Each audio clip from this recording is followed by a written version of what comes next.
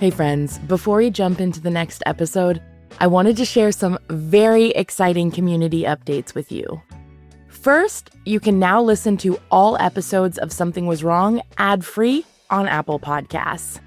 By becoming a Something Was Wrong community supporter, your subscription not only gives you uninterrupted episodes, but it directly supports our independent work so we can keep sharing survivor stories and growing this community together. Next, after months of hard work and preparing for launch, we are super excited to share that our sticker shop is now live at brokencyclemedia.com. There, you'll find Something Was Wrong logo and artwork stickers from past seasons and limited edition drops, starting with our fiery new Burn Down the Patriarchy collection, with a spooky season collection dropping next. Last but not least, we are super excited to announce our next meetup benefit party, and this time we're heading home for the holidays to Sacramento, California. Sacktown, mark your calendars for Friday, November 21st, 2025 to help us raise money for the Gathering Inn, which serves the unhoused community in Sacramento and Placer counties. Join us for a fun evening of karaoke, dancing, merriment, and more. All net proceeds will benefit the Gathering Inn. Head to brokencyclemedia.com to snag your tickets while you can. Whether you subscribe as a Something Was Wrong community supporter, grab a sticker, join us in person, or simply keep listening, all of your support is impactful. Thank you so much. Something Was Wrong is intended for mature audiences and discusses upsetting topics. Season 24 survivors discuss violence that they endured as children, which may be triggering for some listeners. As always, please consume with care. For a full content warning, sources, and resources for each episode, please visit the episode notes. Opinions shared by the guests of the show are their own and do not necessarily represent the views of Broken Cycle Media. All persons are considered innocent until proven guilty in a court of law. Responses to allegations from individual institutions are included within the season. Something Was Wrong, and any linked materials should not be misconstrued as a substitution for legal or medical advice. Today, Survivor Ed bravely shares about his experiences at the academy at Ivy Ridge. Heartbreakingly, like many survivors we've spoken with this season, Ed's parents hired a youth transport company to take him from his bed to the program. These so-called youth transport services, which are also often referred to as secure transport or teen escorts, are one of the most controversial elements of the so-called troubled teen industry, and for good reason. Many survivors and parents we spoke with reported that youth transport services were recommended by an education consultant or the programs themselves.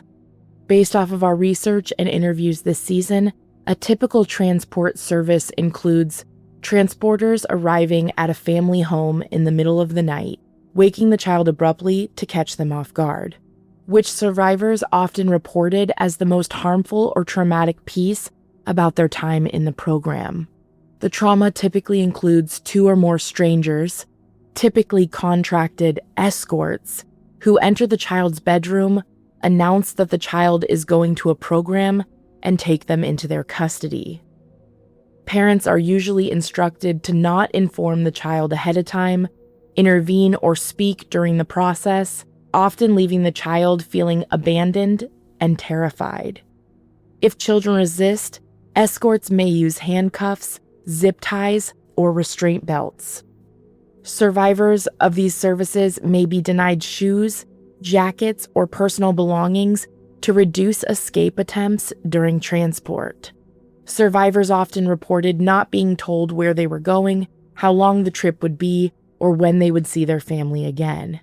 They also shared transporters frequently refusing to let them call their parents or lawyers during the transportation from home to the institution they were being escorted to against their will. Survivors often compared the experience to kidnapping, citing long-lasting PTSD, nightmares, and distrust of parents or authority figures. Many describe a hypervigilance at home especially at nighttime, due to CPTSD.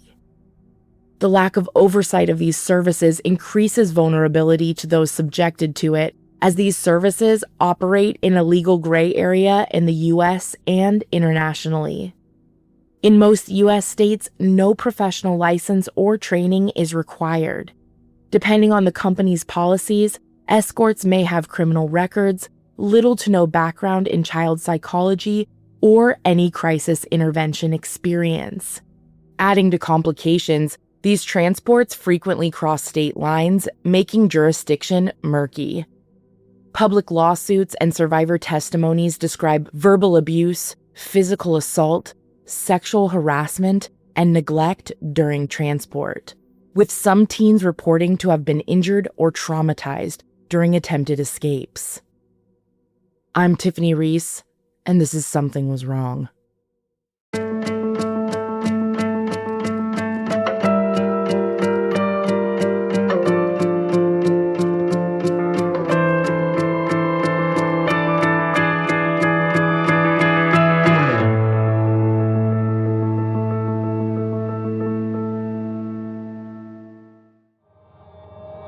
Hey, my name is Ed. I'm a survivor from Academy of Ivy Ridge. I was there from October 3rd, 2002 to July 4th, 2003.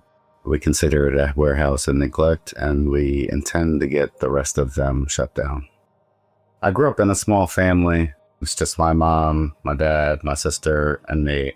My sister was older than me. She was more the introvert type. I was as well. Even my dad was. My mom was the extrovert. We weren't very close to the other people in our family, like my aunts and uncles. We saw maybe once every 2 years. We had moved to Delaware from New Jersey.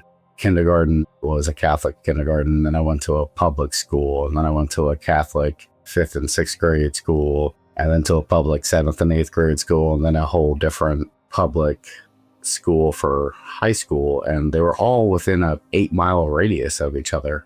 I was a good student. It's just my parents felt it was best that I get shifted around everywhere. We were an affluent family in the community. My father was an attorney. Mom didn't work much. My dad was pretty well known around town.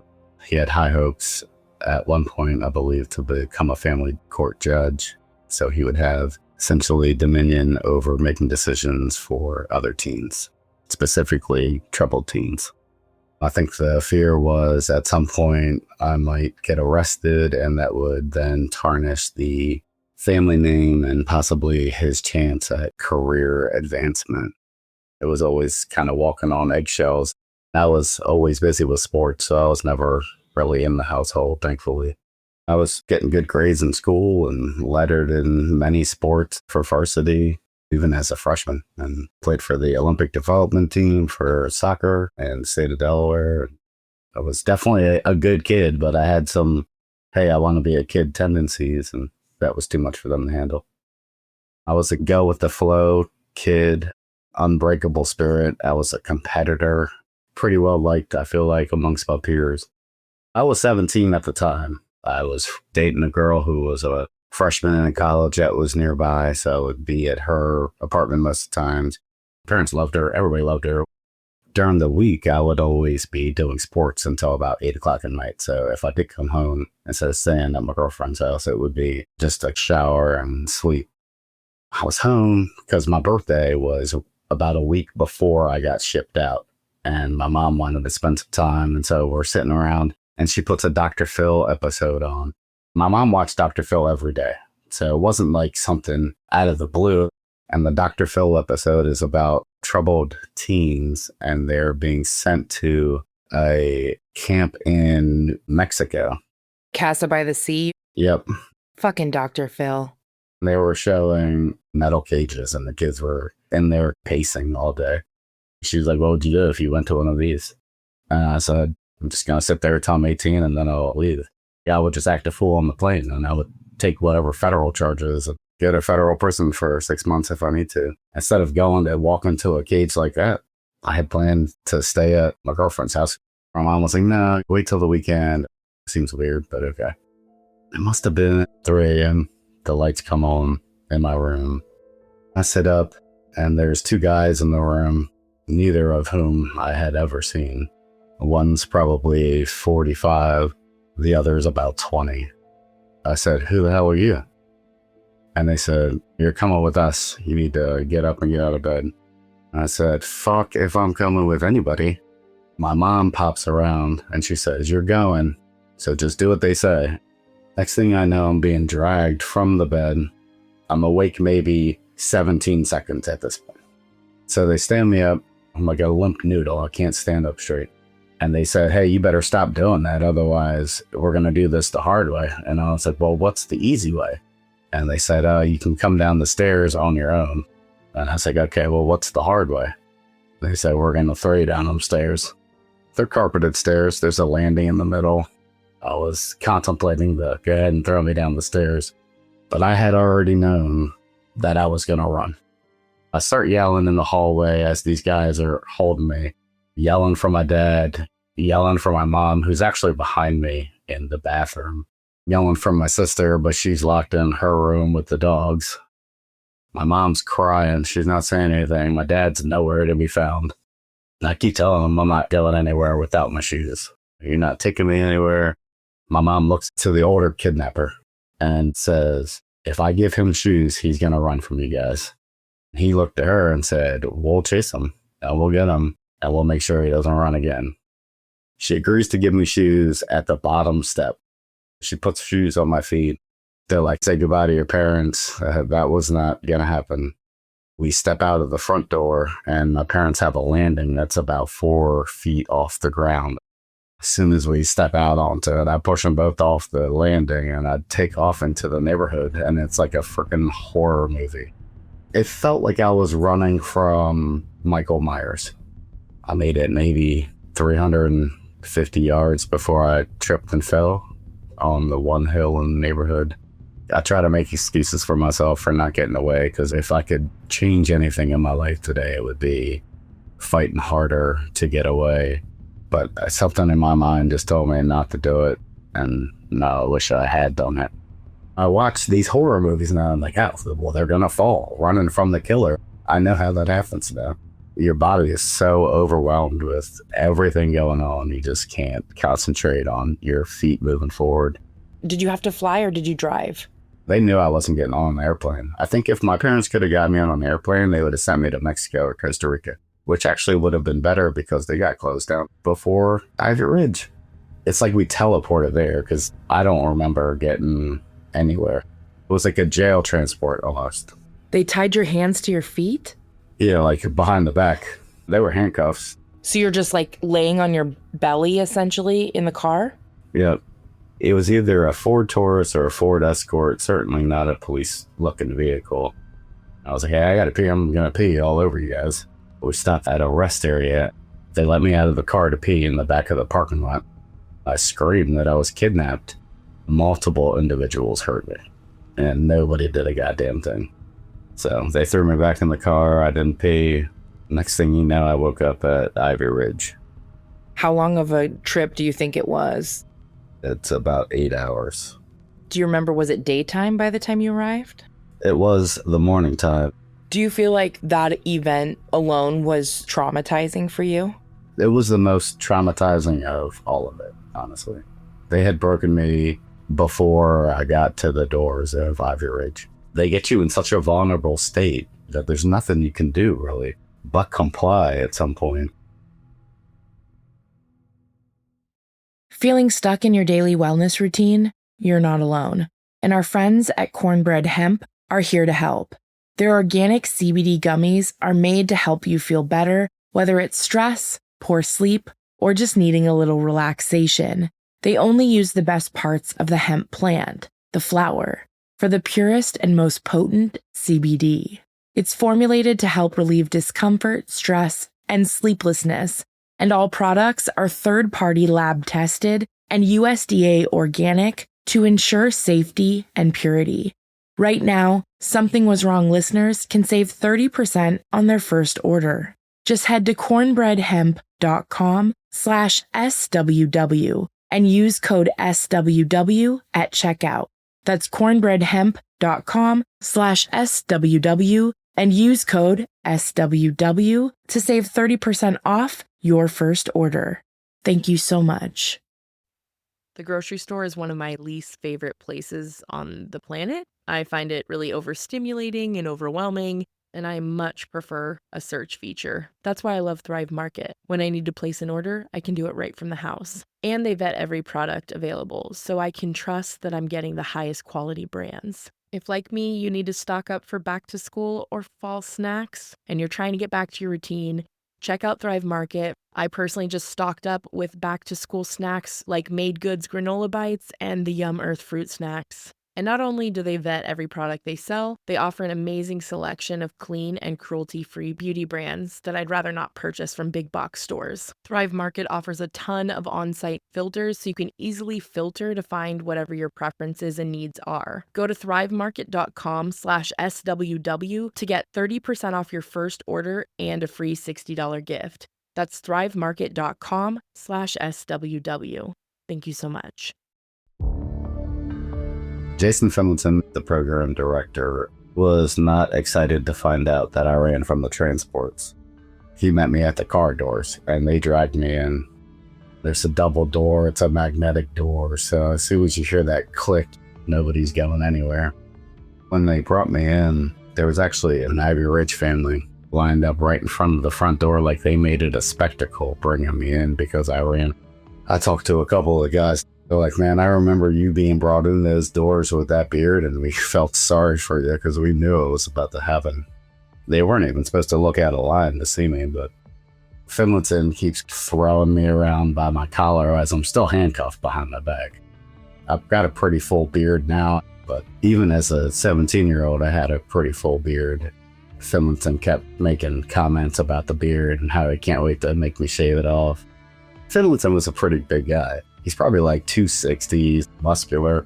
I was 185, 17-year-old. So the intimidation factor had set in at that point. He ended up driving me up the stairs to the dorm and handed me a single Bic razor. And he's like, go ahead and shave. And I turned the hot water on and there's no hot water coming out. He's like, no, if there's no hot water in here, you got to use the cold water. I was like, well, give me a shaving cream or something. He wasn't going to do that. He was like, you need to just get it off with that razor, and kept throwing me around into the sink, into the mirror as I'm trying to shave my beard off. And he's like, why don't you turn around and look out the window? I asked him why I would look out the window. And he said, so I can throw you on your face and tell everybody that you tried to run again. If you get cut, we'll just blame the razor. My spirit was so broken from the kidnapping and the thought that my parents could have me taken against my will to some place they had never visited or apparently never even checked out. It's a different time now than it was then. Back then, you could hide all your family trauma. All you got to do is ship your kid away and nobody will ever know. My parents told my aunts and uncles that I was at a prestigious school in the Northeast on a fully paid soccer scholarship. If they didn't think they were doing anything wrong by sending me there, why would they lie about it? How things appeared to the outside is taking priority, it seems. Yep. I didn't know how to continue even living, so I submitted pretty quickly throughout the whole thing. The rule system is explained to you through somebody called a Hope Buddy. They actually gave me a pretty cool Hope Buddy. He gives you the ropes. It's pretty much don't talk, don't look out the window, don't drop your pencil, don't look around in the classroom. You can't do anything. The first 2 weeks, you wear sweatpants and a t-shirt and socks. You don't get shoes because everybody wants to run, and it makes you easier to restrain if you don't have shoes on. Your first 2 weeks at Ivy Ridge, you sleep in the hallway. In prison, if you don't want to eat whatever you're eating, you just don't eat it. In Ivy Ridge, if you don't eat what you're eating, you're getting restrained and put in the observed placement position. What do you do if you have to go to the bathroom? Do you have to raise your hand? Yeah, and there has to be a multitude of people that have to go to the bathroom, and then they have to have a staff member escort the whole family to the bathroom, in which you stand in a very structured line. You're supposed to be looking at the small of the person's back in front of you. And if you look out of line, you get a consequence. You only have 60 seconds to pee or 3 minutes to go number 2. You can wash your hands, but you can't look in the mirror at yourself. You can't look in the mirror. Not until your upper levels, which is maybe 7 months if you're doing well. They gave you a book based off of whatever grade you had last completed. I had just done junior year, so I was a senior. There was no one-on-one instruction ever. I had taken advanced classes throughout my other 3 years, so I was slated to be in physics and calculus. So I ended up having to teach myself physics and calculus in there. They gave me a home economics book. Each chapter in the book had a chapter test, and then you would take the chapter test during a 1-hour period during the day. And if you got 8 out of 10 of the questions right on the chapter test, you would pass that chapter and you could move on to the next chapter. You would get a bunch of points every class that you graduated. I got there on like a Thursday or Friday, I believe. Come Monday, they gave me the home economics book. I went to the testing for an hour and I passed all the tests without reading the book. They gave me like 150 points. So it's like, yeah, well, this is easy. I passed 4 other classes in that same week and kept accumulating points. You got a candy bar on Tuesdays if you had more than 200 points. Jason Finlinton, the director, came down. He's like, why is he eating a candy bar? I was like, I got 740 points already. And he was furious because 1,000 points, I get to level 3 and I get to call my parents. I'm there 4 days. I like broke the system for him. I just kept doing school thinking, hey, I'm going to keep my nose down and do school and not pay attention to any of this child abuse over here because there's nothing I can do about it. If there was a poster child for that program, I was probably it. It's so unfortunate for me to say out loud. The program on Netflix did a great job of explaining the program, but it didn't do much for the male side. We witnessed the violence every day.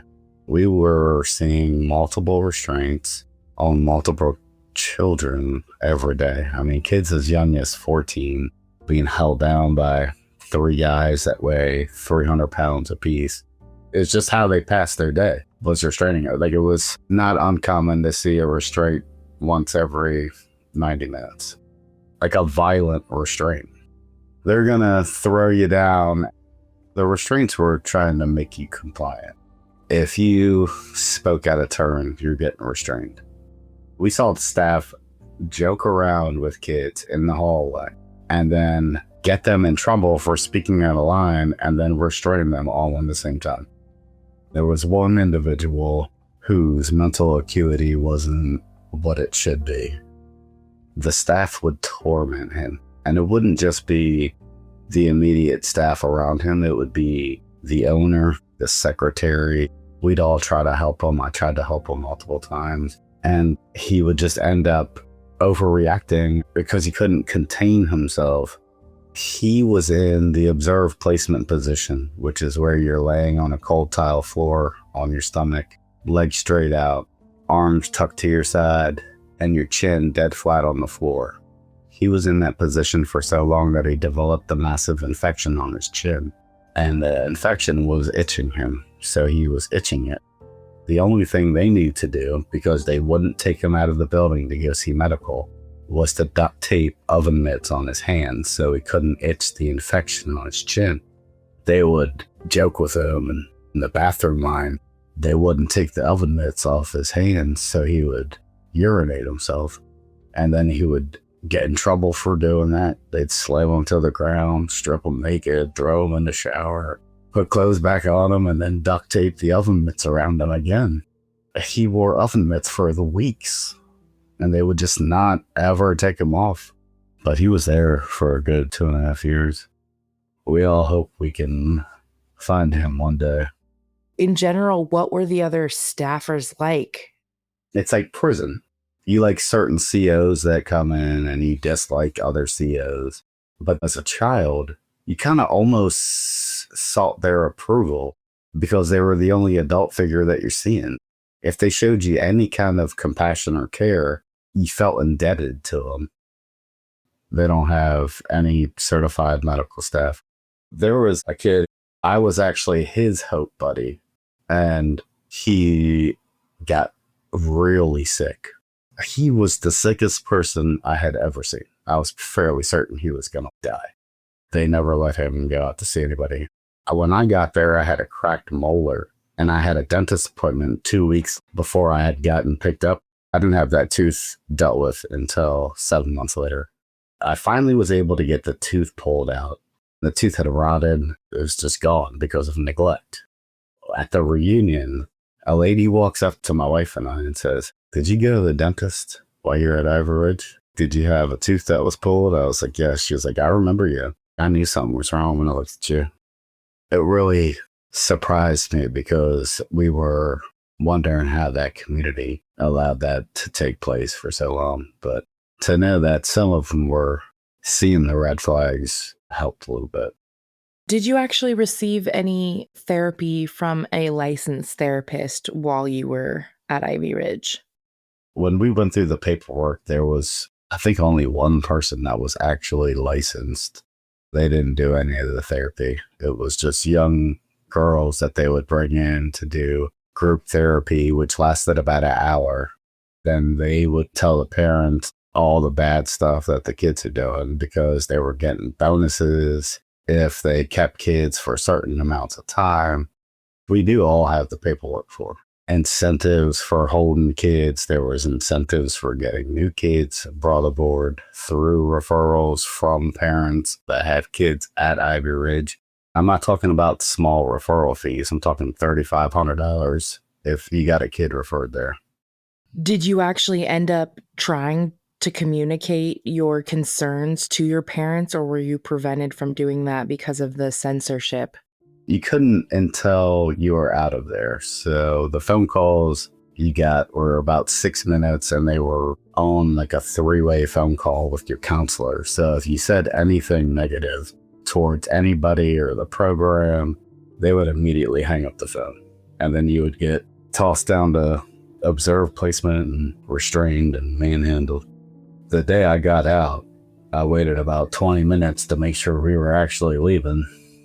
And I told them that there's some kids in there that are being severely abused. I think if my dad financially could afford it, he would have drove around and dropped me back off. He didn't believe me. I don't think he's ever believed anything I've ever told him. As a lawyer goes to trial a lot, they've got to be skeptical.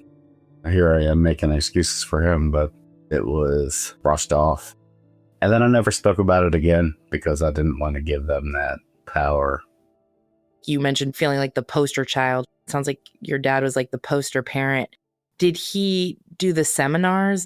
We only did 2 of the parent seminars before I got pulled. The seminars were a whole different thing. My parents still have quotes up in their house from seminars. Like, you fear what you create. They have it all over their doors and everything. They bought in fully. My dad's still referring these kind of programs right now. If you look at his website today, it says fighting for the rights of kids. Were you under the impression that as soon as you turned 18, you'd be able to leave Ivy Ridge? I knew, based off my dad's legal history and a little bit of knowledge I had, that there was no way that they would be able to hold me past my 18th birthday. So I figured my best bet was to just get my high school diploma through them and then convince my parents to get me out of here early before my 18th birthday, which was late September. My parents did pull me about 7 to 10 days later, once I graduated high school on July 4th, when I finally got my independence. How many months would you say you were there total? It was 9 months. Me seeing the kids in there that were 13 years old for an indefinite amount of time broke my heart. One of my best friends from that place, he was like 14 years old, and he was just this frail little kid. We got there the same day, put him under my wing, and he couldn't get it. He was too young, and he just took the rough road through it. It breaks my heart, but he's doing well now. What do you feel like was the most difficult part for you? I would say it was the deceit, the lying to me to get me to a place where I could be taken against my will. The manipulation by my parents and the callousness of them during the act of my transport was the hardest thing, honestly. I had completely blanked out by the time I got to Ivy Ridge. I had gone through so much of a journey thinking that everybody in my life now is going to always do me wrong. I never did overcome it. I'll drop a relationship in no time with somebody over minuscule stuff because you can't hurt me if I can't deal with you anymore. It's officially fall, which is the perfect time to refresh your wardrobe with pieces that feel as good as they look. Luckily, Quince makes it easy to look polished, stay warm, and save big without compromising on quality. Quince has elevated essentials for fall, such as 100% Mongolian cashmere from $50, washable silk tops and skirts, and perfectly tailored denim. Their items look designer level, but cost a fraction of the price. By partnering directly with ethical top-tier factories, Quince cuts out the middlemen and delivers luxury quality pieces at half the price of similar brands. It's the kind of wardrobe upgrade that feels smart, stylish, and effortless.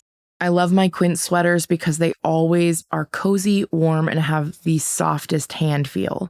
Keep it classic and cozy this fall with long-lasting staples from Quince. Go to quince.com/SWW for free shipping on your order and 365-day returns. That's QUINCE.com/SWW to get free shipping and 365-day returns. Quince.com/SWW. Thank you so much. The grocery store is one of my least favorite places on the planet. I find it really overstimulating and overwhelming, and I much prefer a search feature. That's why I love Thrive Market. When I need to place an order, I can do it right from the house. And they vet every product available, so I can trust that I'm getting the highest quality brands. If, like me, you need to stock up for back to school or fall snacks, and you're trying to get back to your routine, check out Thrive Market. I personally just stocked up with back to school snacks like Made Goods granola bites and the Yum Earth fruit snacks. And not only do they vet every product they sell, they offer an amazing selection of clean and cruelty-free beauty brands that I'd rather not purchase from big box stores. Thrive Market offers a ton of on-site filters so you can easily filter to find whatever your preferences and needs are. Go to thrivemarket.com/SWW to get 30% off your first order and a free $60 gift. That's thrivemarket.com/SWW. Thank you so much. I actually had a scholarship for soccer to a college in New York. I went to college and I ended up falling down the stairs and breaking my back 3 days later. At that point, I was no longer in college. The college accepted my diploma at first, and then I went and I tried to apply to a college here in Delaware after my back healed.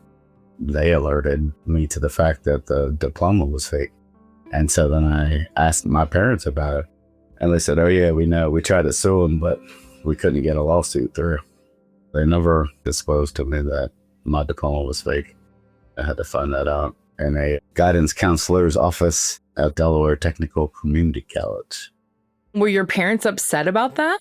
I think they were just happy I was of legal age and was no longer their problem, honestly.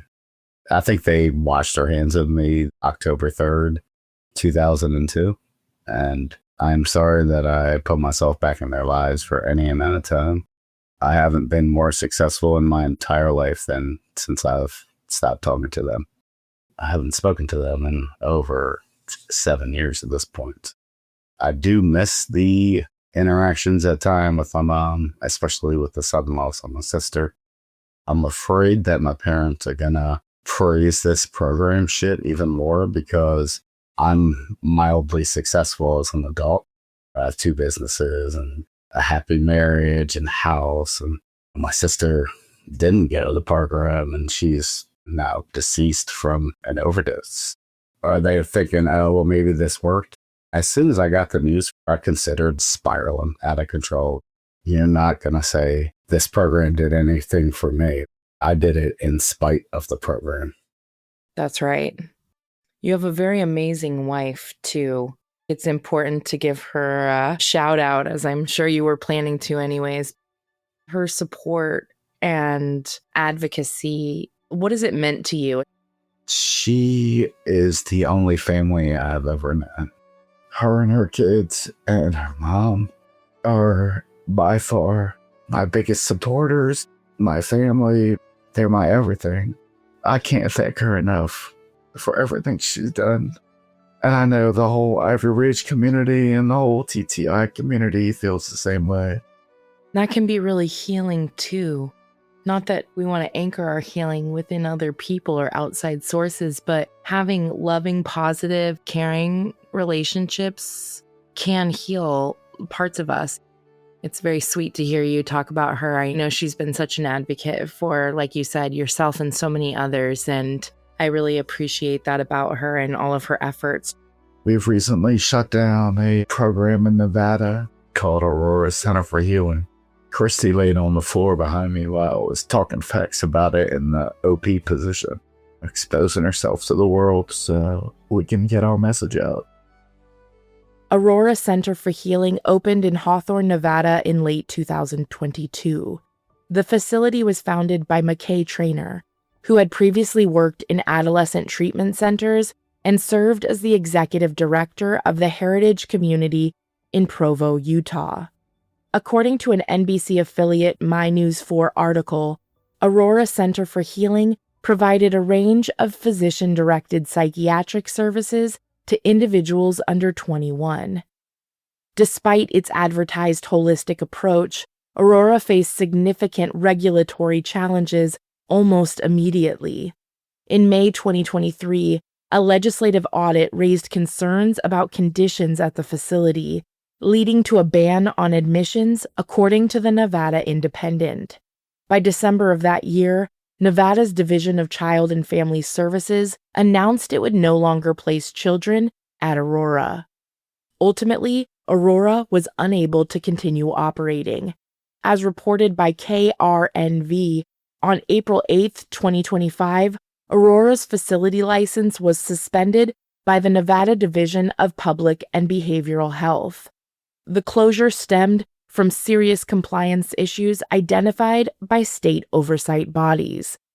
The following is a post Ed shared on his social media platform that highlights the detriment of the observed placement position, as well as his continued work to bring awareness and change. Hey guys, it's Ed. I've got some incident reports to show you regarding a local coach in the area, but I feel like it's not necessarily going to be portrayed as severely as it was if it weren't for the demonstration that's going on behind me. Behind me is my wife in OP position, otherwise known as observed position. This is essentially the worst part of your program. This is after a restraint. Generally, you spend an hour in observed placement. On a bad day, you can spend an entire day there. The incident reports I attached, all three are regarding the same incident. It's regarding not one male staff, 3 male staff restraining a female student, most likely 15 to 18 years old. This female student, after being restrained by 3 male staff, was placed in OP position for over 2 hours. The reason that I feel so passionately about this story in particular is because OP position hasn't really been touched upon. She was placed in this position after being restrained for a Category 2 rule violation. And to break that down in regular English, a Category 2 rule violation could be as simple as unauthorized communication with another student, or it could be looking out the window. So this teenage girl was restrained by 3 grown men and then placed on her chin for over 2 hours and 10 minutes. So the reason this is so impactful to me, the reason I want to make this video, is because there's still school boards that are messaging not only me, multiple other survivors, asking for information, sometimes inappropriately, regarding staff members that they currently have employed. And my question is, where did we lose the fact that this is not okay? One last thing, which is really crazy considering these incident reports, is male staff were not allowed to restrain female staff. Yet these incidents show that 3 male staff had to restrain a 16-year-old female girl. But there was female staff writing these incident reports. Everybody in that building knew exactly what was going on. I'm curious what it was like for you when the documentary came out. It was validating.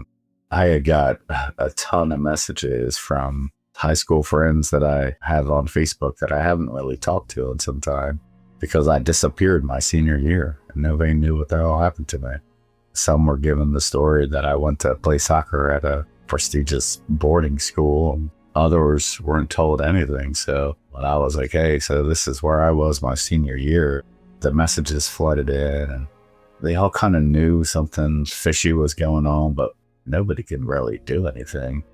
It was nice having the story out, but it also opened up a whole bunch of stuff I hadn't thought about for over 22 years. To this day, I'm not the biggest fan of talking about it. Every time you go through it again, it's like you're there. Like, I'll have crazy dreams tonight. It'll be all right. Now I have severe social anxiety amongst a tirade of other mental health and even physiological conditions. I've got stomach conditions now from trauma and only being able to use the bathroom during certain times of the day and for this amount of time. And that's not uncommon amongst all of the Ivy Ridge kids. When I visited doctors, they take your blood pressure as your first thing. And it's not uncommon for me to get like 220 over 130 and they send me home with a blood pressure kit to monitor my blood pressure. And I'm fine if I'm not speaking to anybody. These amazing reunions and meetups that you guys have been a part of. How did you guys get involved with the protests and the community? We have a Facebook page for the Ivy Ridge group. Facebook keeps it pretty private for us. They actually reached out to us during the drop of the Netflix thing to say, hey, we're actually going to like super hide this so nobody can find it. It was actually quite the gesture. We've been on that page since Facebook has started. So we've all kind of been there for each other throughout this whole time. But once the Netflix documentary dropped and we all got our files, stuff we never thought we'd see, it changed everything because we all always believed the stories that were told, but nobody else believed them until we got all the paperwork and the videos. And now it's hard not to believe it. The meetups we've had since have been incredible. It's like we've never missed a step, even though we never got to talk to each other in there. It sounds so weird. We never got to sit down and just have conversations and enjoy each other in there, but we immediately accept and love and understand where everybody's coming from with no words needed. It is really a special community. And I had one staff member, John Free. Yeah, he messaged me and one other student some threatening stuff right before the reunion in Ogdensburg. It almost derailed our plans because I felt something was off about it. I thought it was quite weird that he would do this after almost 20 years and then come to find out he had murdered an individual about 10 days before that. Hadn't been caught yet, was still on the run. So there was a chance that he was up there looking for some individuals that he wanted to add to his murder list. John Free was employed as a dorm parent at the academy at Ivy Ridge from 2002 to 2006, amidst Ed's time there. In November 2006, Free and another dorm parent were charged with endangering the welfare of a child, according to charging documents, which alleged the two men failed to prevent the assault of a 14-year-old by fellow students. Free claimed he was walking behind the student and was unable to protect him. The charges were eventually dropped. Nearly 2 decades later, Free resurfaced in the public eye on April 2024 when he gave a televised interview with 7 News WWNY. In it, he described the physical and psychological abuse at Ivy Ridge, calling it a horrible place. He painted a disturbing picture of beatings, violent restraints, and ritualistic seminars that defined the school's culture of fear. Within weeks of speaking out, Free was then charged with second-degree murder in a case unrelated to his work at Ivy Ridge. Authorities allege that between April 5th and 12th, 2024, Free killed 58-year-old John Barr, whom Free had been acquainted with prior. Prosecutors said Barr died to blunt force trauma to the head. Investigators recovered a metal pipe, a wooden and a BB gun at the scene, all linked to Free's DNA. Evidence also suggested that after the killing, Free sold Barr's vehicle. Free later confessed to the killing and was formally indicted January 2025 on charges of second-degree murder, first-degree manslaughter, and first-degree assault. Before trial, Free was found dead in his cell at the St. Lawrence County Jail, March 2025. Officials ruled his death a suicide. This will not ever stop unless there is some sort of agreed upon federal oversight where there is a specific department that goes and asks about kids' well-being in these schools randomly until there's a massive lawsuit against one of these schools and the states realize that it's such a liability to have one of these schools in their jurisdiction that they will not tolerate it. It's sad because we tried to seek retribution through a lawsuit of our own. We were going to hopefully sue the state of New York and the Board of Education in New York, but about 3 weeks ago, we got a letter saying that they can't proceed with it. They just cite statute of limitations. It's a civil trial, so it doesn't really make a lot of sense to me. Apparently, we're too late, so somebody else has to do it. Otherwise, this is just going to continue to happen. Tens of thousands of kids today are in these programs. I appreciate you being willing to speak out and to give that energy. Thank you to yourself and your wife for the community work that you do for the other survivors and for those who also cannot speak for themselves.